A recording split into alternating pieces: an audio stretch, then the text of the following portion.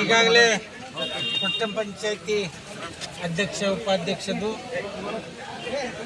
Election ಆಗೈತಿ. ಎಷ್ಟು ಮತ ಬಿತ್ತು ಅನ್ನೋದು ನಿಮಗೆಲ್ಲರಿಗೂ ಗೊತ್ತಿದೆ. ಈಗಾಗಲೇ ಪ್ರೆಸ್ ಮೀಟ್ ಮಾಡೋ ಅನೈತಿಕ ಸಂಬಂಧ ಹೇಳಿದರು. ಇಡೀ ದೇಶದಲ್ಲೇ ರಾಜ್ಯದಲ್ಲೇ 18ರಿಂದ 23 ಮಟ್ಟ 19ರಿಂದ ಆವಾಗ ಯಾರು ತೊಂಡು ಮಾಡಿದ್ರು ಅನ್ನೋದು ಅವ್ರಿಗೂ ನೆನಪಿರಬೇಕು. ಭಾರತ ಇಂಡಿಯಾದಲ್ಲೇ ಒಕ್ಕೂಟದಲ್ಲೇ ಸರ್ಕಾರ ನಡೆಯುವಂಥದ್ದನ್ನು ನೋಡಿದ್ದೇವೆ.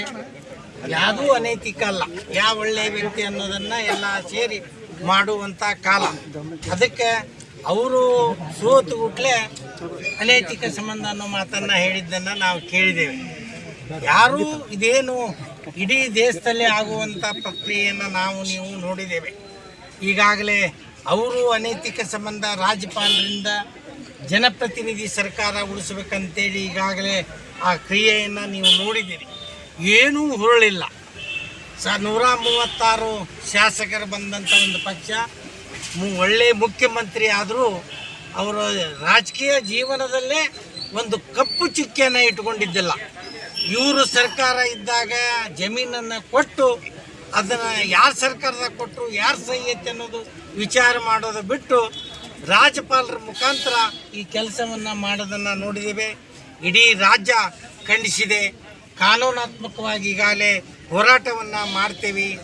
ಅವರು ದೇಶದಲ್ಲಿ ರಾಜ್ಯದಲ್ಲಿ ಜನಪ್ರತಿನಿಧಿ ಸರ್ಕಾರವನ್ನು ಕೆಡವಿ ಕುದುರೆ ವ್ಯಾಪಾರ ಮಾಡಿ ಬೇರೆ ಸರ್ಕಾರ ಮಾಡಿದ್ದನ್ನು ನೀವು ನೋಡಿದ್ದೇವೆ. ಆ ರೀತಿ ಕಾಂಗ್ರೆಸ್ ಎಲ್ಲಿ ಮಾಡಿಲ್ಲ.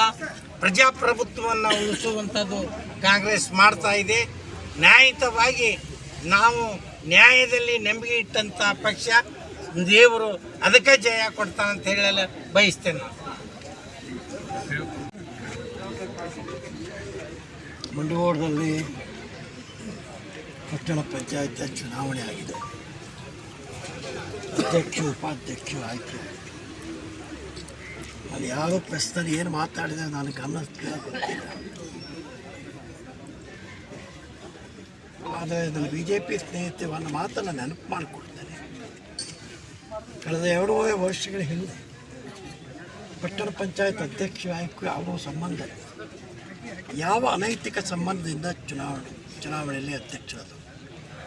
ಕಾಂಗ್ರೆಸ್ಸಿನ 6 ಜನ ಸದಸ್ಯರು, ಕಾಂಗ್ರೆಸ್ನ ಸಿಂಬಾಲ್ ಮೇಲೆ ಗೆದ್ದಂಥ 6 ಜನ ಸದಸ್ಯರು, 5 ಜನ ಸದಸ್ಯರು ಆವತ್ತು BJPಗೆ ಮತ ಹಾಕುವ ಮೂಲಕ ಯಲ್ಲಾಪುರದಲ್ಲಿ ಮತ್ತು ಮುಂಡಗೋಡು 2 ಅಧ್ಯಕ್ಷ ಮತ್ತು ಉಪಾಧ್ಯಕ್ಷ BJP ಆಗೋದಕ್ಕೆ ಕಾರಣ ಆಯಿತು.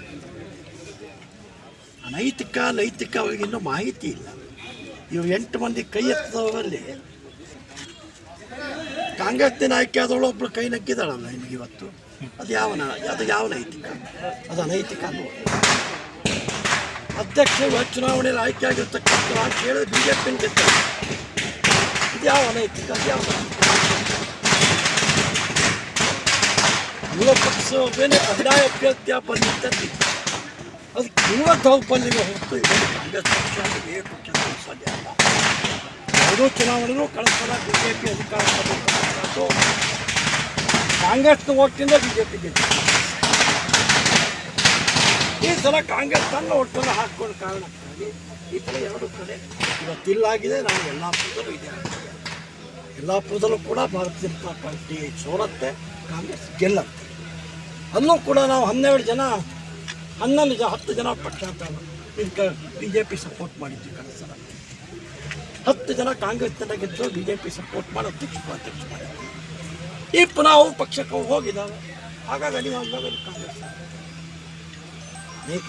ನೈತಿಕತೆ ಬಗ್ಗೆ ಮಾತನಾಡುವವರಿಗೆ ತಮ್ಮ ನೈತಿಕತೆ ಅನೈತಿಕತೆ ಬಗ್ಗೆ ಚರ್ಚೆ ಮಾಡಬೇಕು. ನೈತಿಕತೆ ಅನೈತಿಕತೆ. ಹಾಗಾಗಿ ನಮ್ಮೆಲ್ಲರೂ ಉದ್ದೇಶ ಇರ್ತಕ್ಕಂಥದ್ದು, ನಾನು ಚುನಾವಣೆಯಲ್ಲಿ ಇವತ್ತು ಯಾರಿಗೂ ಮತ ಹಾಕಿಲ್ಲ, ಮತ ಪ್ರಶ್ನೆ ಕಾರಣ ನನ್ನ ಆತ್ಮಶುದ್ಧಿ ಮತ್ತು ನಾನು ಹಾಗಾಗಿ ಸುಮ್ಮನೆ